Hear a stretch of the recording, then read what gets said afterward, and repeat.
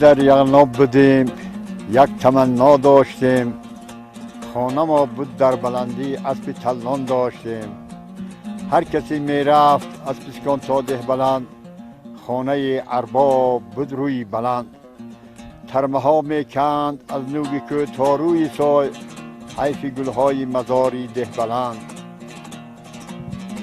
مهنتی در کوی تنگی کرده ایم، وازده بود تا آسیا راهی کلان بکشاده ایم.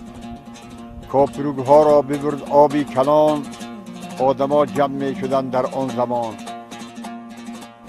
یغنابی ها از زمره اهالی کمشمول کوهستان تاجیکستان و دارای زبان قدیمه تاجیکی سوختی هستند. ساکنان یغناب از سبب در جای دستنورس واقع بودن آن توانستند طرز زندگی، عرف و عادت و تمدن خاص خود را که یکی از المنت های آن زبان یغنابی بوده به زبان سوختی قدیم نزدیک است نگاه دارند. وادی یغناب با طبیعت زیبا منظر و دستنورسیده‌اش دل صدها کس را تسخیر می‌کند. از این سبب هم امروز شماره زیادی سیاحان را در اینجا واخوردن ممکن است که از طبیعت ناتکرار و زیبای این دیار بهره میبرند.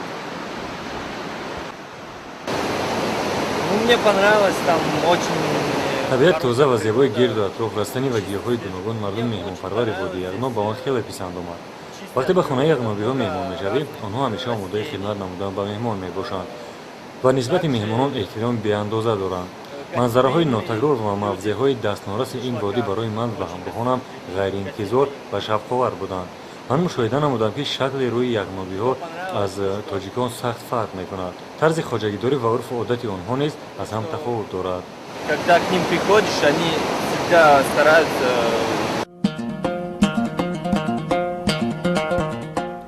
بعد از عقبه انزاب دره زیبا و حیرت انگیز یغناب آغاز می شود. بعضا این دره تنگ و واهمه انگیز به نظر می رسد. بعضا با مرغزارهای الپ و وادی‌های وسیع دقت کس را به خود جلب می کند.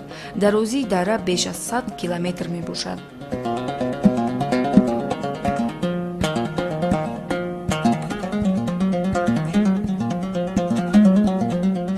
در نزدیکی دریای یغناب توده سنگپاره ها را می توان مشاهده نمود.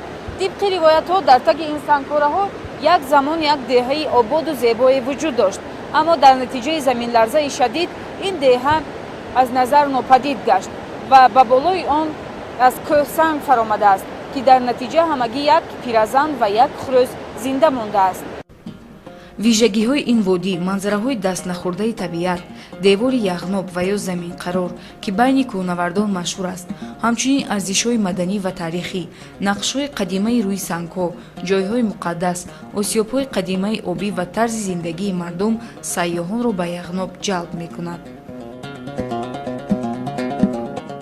خودم ساختم این 8 سال شد، من آسیا اور کردن دارم، خلق میبیادم اینجا ارد میکنن میروند، همین دهخانی خودشونه ارد میکنن میبرن. این مسجد از دور قدیم خوش ساخته شدگی های کسی یاد ندارد. بابای من 78 به در آمدن، 78 میگفتن که بابام یاد ندارن که این مسجد کی پوشاندگی یا در کدام سال پوشاندگی. یگان کسی اسمش نیست، نه از همه قدیمتری، 200 سال پیش میگفتن این مسجد آباد شدگی، از همه یغناب از همه پیش آباد شدگی قشلاق ما هست. قد دریای یغناب در وادی‌های وسیع و سرسبز در بلندی 2-3 متر از سطح بر دهه‌های خرد از جمله ناامیدکن، کشی، پتیف، پسکون، کریانته و غیره جایگیرند که در این دهه‌ها یغنابی‌ها یا خود اجداد سوخدی‌ها زندگی دارند.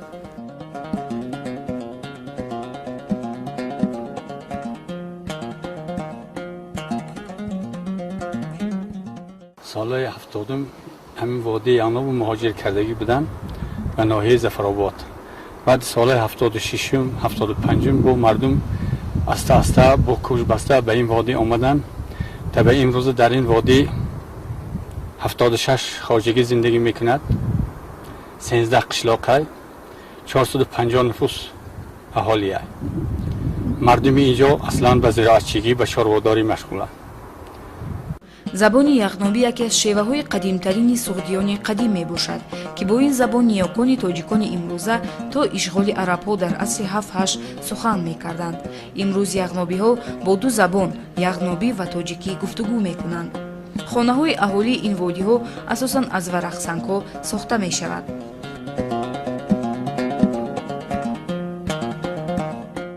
اینجا ما در محقله بود هواش خشو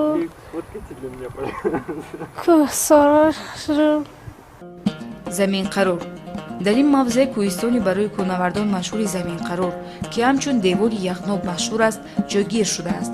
ин мӯъҷизаи табиат 8 километр дарозӣ дорад. кӯҳнавардони зиёде барои фатҳи ин кӯҳ кӯшиш намудаанд. ин кӯҳ дар давраи шӯравӣ ягнабская стена номида мешуд. бисёр кӯҳи ҳамин гӯем баланд ки баландии он аз сатҳи хок то болои 1200 метр аст. алпинистон мебуранд. дута маршрут аст дар мобайн анамун барфи мобайн дида истодед. барфи мобайн ин ду тараф аз ду тарафи ҳамун ду маршрут мефурад. маршрутҳои шашум аз ҳама қимтарин маршрутҳое ки дар ҳамун кӯҳ алпинистон мефуранд. من 35 سال است که با کوهنوردی مشغول هستم. به تاجیکستان بار دوم آمدم و نقشه دارم قلعه‌های نو به نوع کوههای تاجیکستان را فتح نمایم. ما با همراهی رفیقانمون در کوههای زیادی تاجیکستان بودیم و طبیعت بلندکوه تاجیکستان برایمان پسند آمد. тоҷикистон кишвари кӯҳҳои сарбафалак ва осмонбӯс аст. сол аз сол таваҷҷӯҳи сайёҳон махсусан кӯҳнавардон ба кишвари шумо зиёд мегардад. албатта ман боз дар дил орзуи ба ин кӯҳҳо ва ин манзараҳои дилрабо ба гаштанро дорам. маро зебогии кӯҳсорҳои тоҷикон ва табиати дастнорасидаи ин диёр тасхир намуд. дар муддати 15 соли охир дар соҳили дарёи яғноб бисёр таҳқиқоти ҷумҳуриявӣ ва байнахалқӣ гузаронида шудааст. таҳқиқотчиён, топографон ва ҳарбиёни Россия ба ин водӣ ҳанӯз аз соли 1820 омаданро сар карда буданд. аввалин экспедитсияи илмӣ бо сарварии генерал Абрамов ба яғноб соли 1870 оғоз гардида буд.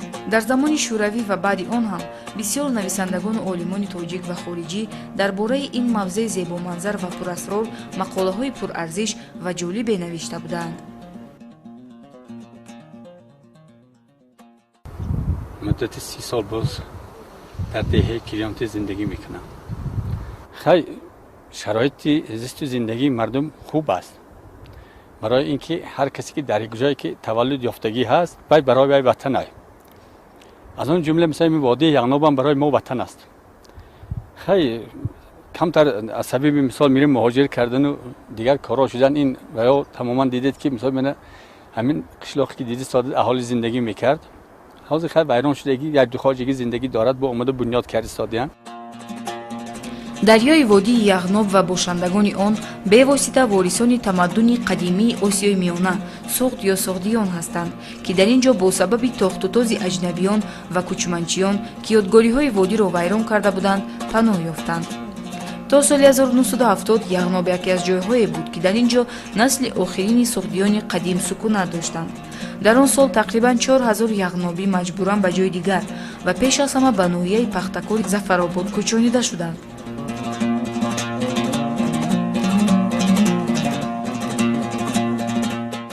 سال 1070 سال ماهانه برای همین کوچوندن که یغناب زوال میشد خیزه زفرآباد روید. ما سال 70 رفتیم 70 تا 80 سال زفرآباد ششتم. زنم یک بچم نابود شد. خستم با دعواش نفارید با گشتم موندم اومدم یک سال اینجا شیشتم با ورتالیات اومد دوباره با ماهونه برد زفرآباد. مجبوری بود. با برد پژر بمون زمستون. قریب یک کرده مرده بودیم. با اونجا خسته با مونده اومدم من. سال 1970 ما رو کوچوندن به ناحیه زفرآباد بردن. من در اونجا 40 سال زندگی کردم. بعد 40 سال بازگشت به وطن کردم. برای اینکه بود هوا اینجا گرم بسیار سال بعد رفتن بود هوا اینجا ساکن که با می خواهیم وطنی باباگی خود را آباد کنیم. شکرانه استقلال. дар натиҷаи бозсозӣ ва дигар тағйироти таърихӣ рухдода яғнобиҳо имконият пайдо намуданд ки ба ватани таърихии худ баргарданд.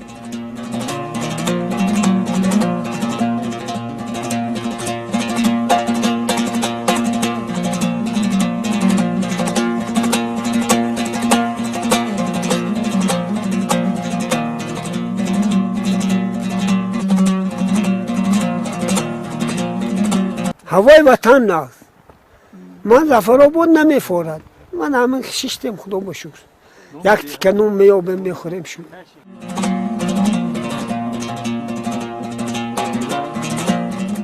чун дар охири соли 72 асри гузашта бо сабаби кӯчонидани мардум рушди иҷтимоии иқтисодии водӣ аз сурат боз истод. имрӯз Ягноб баҳри бартараф намудани ақибмонии вазъи иҷтимоии иқтисодии водӣ ва беҳтар намудани сатҳи зиндагии мардумаш ниёз ба дастгирии бештари ҳукумат ва сармоягузорон дорад. خد ما با کمبودی همین راه ما هست. من دیدید من همین راه آمدگی تا سری کاپرو که چکت آمدگی اول بالاش دائما همین پیسکان خودم مایا 7 کیلومتر موند 7 کیلومتر هم نیست 6.5 کیلومتر من آمده دیدید. همین راه اگر دوام تیان بیاد اگر بسیار ما با نقض میشد.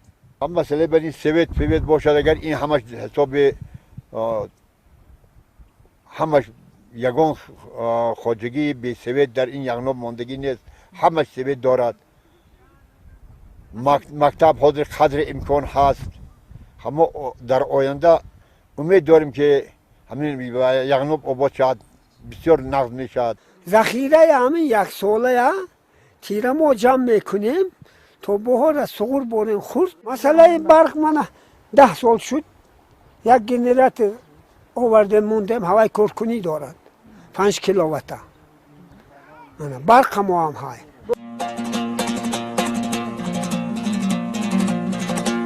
ساکین دهه کشی خولای گوهرمال صاحبی 12 فرزند است و طول 29 سال در این وادی عمر به سر میبرد. аллакай ҳамаи фарзандонашро хонадор кардааст соҳиби набераҳо аст. мегӯяд ҳарчанд зиндагӣ кардан дар ин водӣ барои ӯ мушкилие надорад, аммо мехоҳад оянда набераҳояш соҳиби илму дониш шаванд ва он орзуҳоеро ки худи ӯ нарасидааст амалӣ гардонанд. یغنوب آباد شود، دخترخانه شود، مکتبخانه شود، بچه‌ها نبیره‌ها همش فرون خونن یک یاد گیرن آخر علم عمل. یغنوب آباد شود، لازم گم نشود آخر. ساکنان وادی یغنوب مشکلات خود را اساساً با قوه و بازوی خود برطرف می‌نمایند. از سبب سیرآب بودن این وادی ساکنان دهه‌ها برای خود نیروگاه‌های خردی برقی می‌سازند تا با جهان بیرونه همیشه به واسطه آینه نیلگون و رادیو پیوست باشند. قریب تمام نمودی موادهای خوراکه را نیز با واسطه کشت و کار و چاره‌داری به دست می‌آورند. اما در وادی نبودن مکتب و بیمارخانه و نقطه‌های علاقه موبیلی ساکنان را با مشکلی روبرو می‌سازد. مشکلی همیشه فقط مشکلی همین که راه ماشین سال قیمت‌تره. مکتب حاضر نیست در دهه ما دکترها نیست یک کسل بیمارشون تو عینی رفتن در کار. البته بنیادی راه بین دهه‌های دوردست برای ساکنان وادی با قوه خودی ناممکن است. از این سبب هم نه فقط مردم این وادی بلکه مهمانان و سیاحان نیز امید دارند که در سالهای نزدیک برای ساختمان و خدمترسانی تکنیکی راههای اتومبیلگرد بین دهه‌های مرغب، بدف، ناامیدکن، کشی، پسکان، کریانته و غیره چاره‌های ضروری اندیشیده می شود.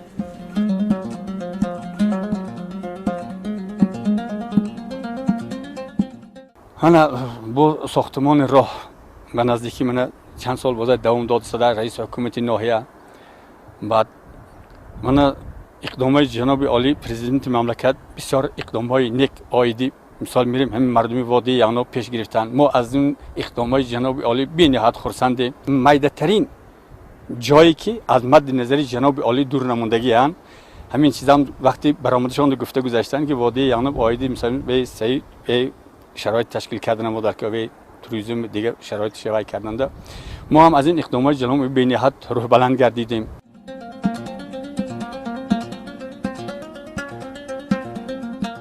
برای بلند برداشتن سطح زندگی مردم این وادی البته اقدام‌های جدی و مبلغ‌های زیاد می‌باید. طبق معلومات هنوز در سال 1991 وزارت حفظ طبیعت در یکجایی با اتحادیه اجتماعی اکولوژی تاجیکستان در نقشه داشتند که علاوه بر باغ ملی طبیعی اتنوگرافی به نزدیکی تشکیل شده در پامیر و شرکند در وادی یغنوب نیز چنین باغ ملی را سازمان دهند. мутаассифона ҳодисаҳои солҳои аввали пас аз истиқлол он лоиҳаҳоро ки барои нигаҳдошти чунин диёри беназир ва фароҳам овардани шароити мусоид барои бозгашти мардуми кӯҳистон равона шуда буданд қатъ кард.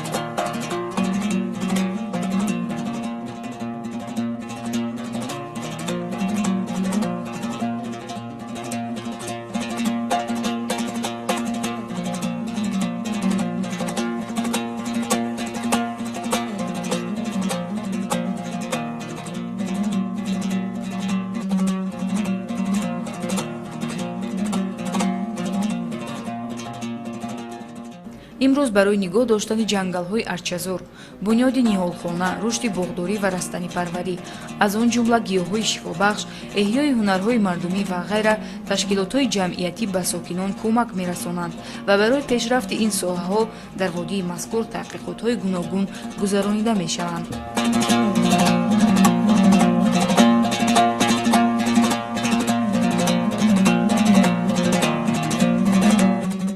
инҷо ба боз дигар ташкилотҳо биёянд, марҳамат, мо дастгирӣ мекунем, мо ба ёрдам кунанд, инвесторҳои хориҷа биёянд.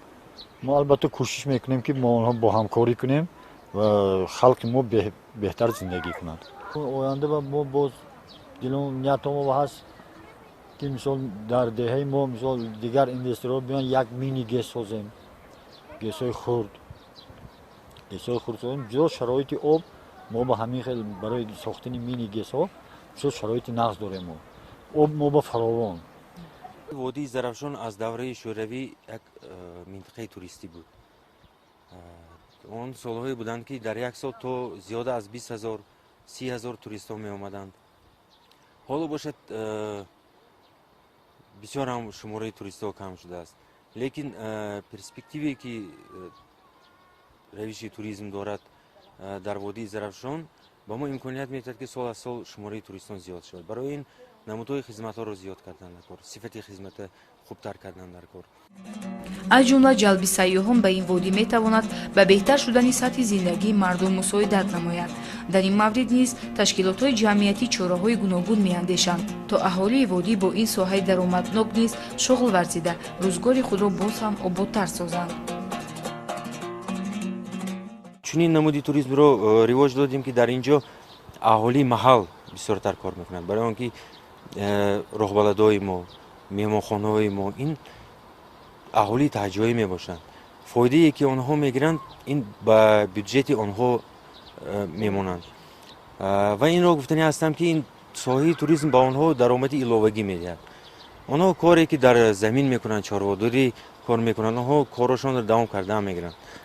туризм бошанд сезони туристӣ ки 4 маҳ 5 маҳ дар водии зарафшон аст, онҳо даромади иловагӣ медиҳад. барои рушди туризм дар ҷомеа дар водии зарафшон бисёр кӯшишҳо кардем. мо бо ташкилоти ҷомеа дар водии зарафшон туризм хонаҳои туристӣ ташкил карда дар онҳо ҳама шароитҳоро муҳайё кардем. барои боз ҳам беҳтар ташкил кардани ин хонаҳо, беҳтар бо транспорт, бо дигар пости асп, пости хар, бо ҷоҳои таърихӣ бурдан, таърихи халқи Ягноб, донистани меҳмонон, мо албатта бо кӯшиш мекунем. мо шароит дорем ки оянда дар деҳаи мо дар водии Ягноб боз туризм тараққӣ кунад ва аҳолии мо беҳбудона зиндагӣ кунад.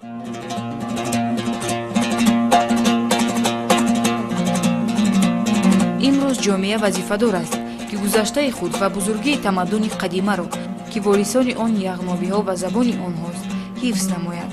барои ин мебояд ба рушди вазъи иҷтимоии иқтисодии водӣ ва баланд бардоштани сатҳи зиндагӣ, пеш аз ҳама вазъи таълиму тарбия ва хизматрасонии тиббӣ дар Ягноб чораҳои ҷиддӣ ва муассир андешида шавад.